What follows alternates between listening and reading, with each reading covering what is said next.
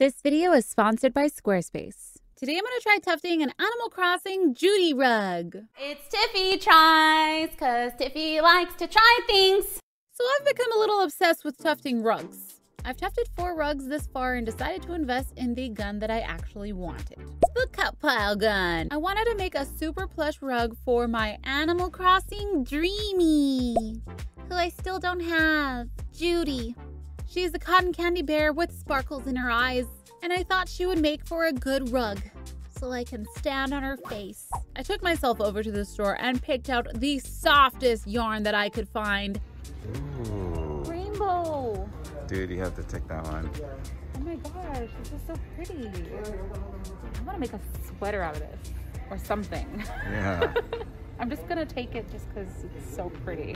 I actually found this baby yarn and it's called Baby Cakes, and I kind of bought it just because it's called Baby Cakes. But they had the perfect colors for Judy, and I thought that it would make the most plush, soft rug.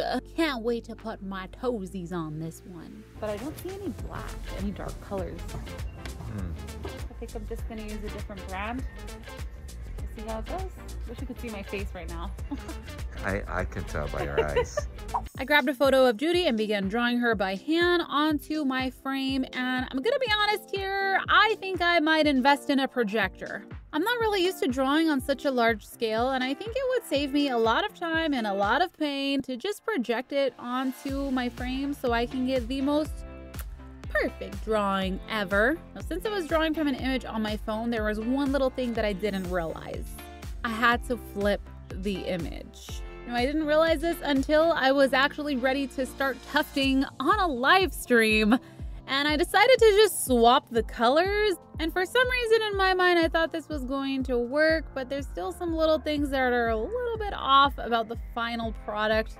The only thing that I didn't take into consideration were the little sparkles in her eyes, so it's a little off. Now, I was all set up to start tufting. I got myself some compression gloves. I got myself a new friend. So this one is a cut and a loop pile gun. I've never used this before, okay? I've only used loop piles. So it has the cut pile inside. There's a couple things I already don't like. It's bulkier than the other gun, and it doesn't have an on and off switch, which scares me. I need to turn it on and off. I'm not gonna unplug it every single time. And I probably should have tested this before I actually tried to tuft it on my drawing because, well... Whoa. Oh, that's not gonna work. Oh my God, look at the hole it made. No. It's like chewing it up. What? I should have practiced. Okay, wait. The gun literally began making holes in my canvas.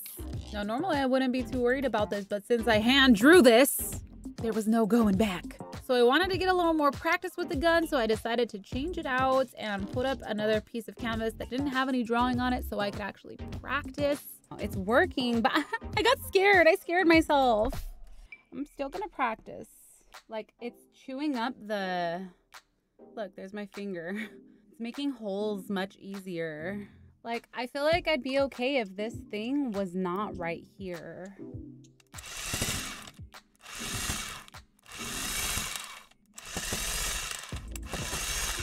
I don't like it.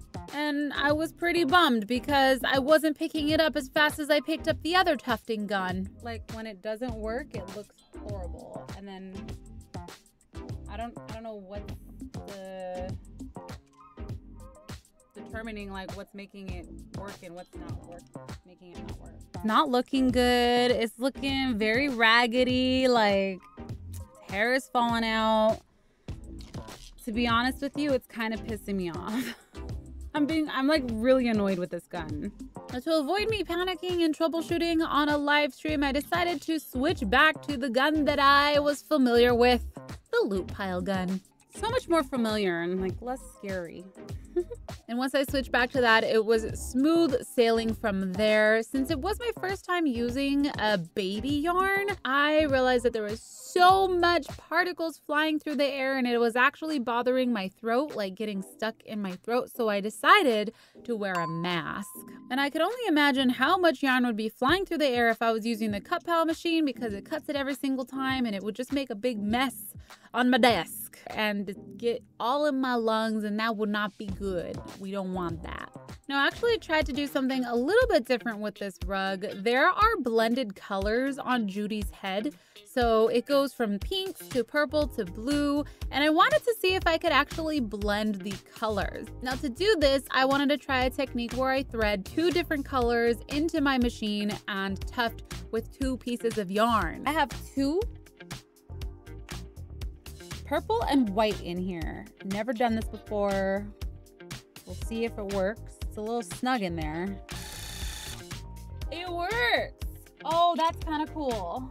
Now, I really like doing this technique because it covered more space and I didn't have to go over those portions as much because there was more thread going in, so it covered more area.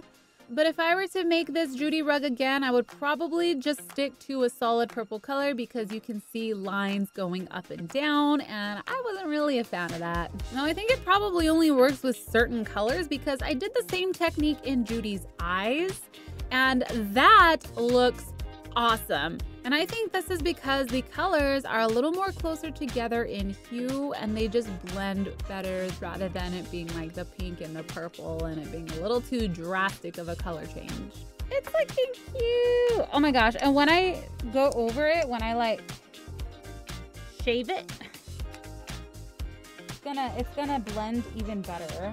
This was my first time ever blending like colors. I don't know if you're supposed to do that with rugs. Either way, me trying this technique ended up adding more time onto tufting this rug. So tufting the rug took me about 6 hours to complete. I did it during 2 separate live streams. So cute. Doesn't she look so fuzzy? Once I was done tufting her, we did the normal procedure.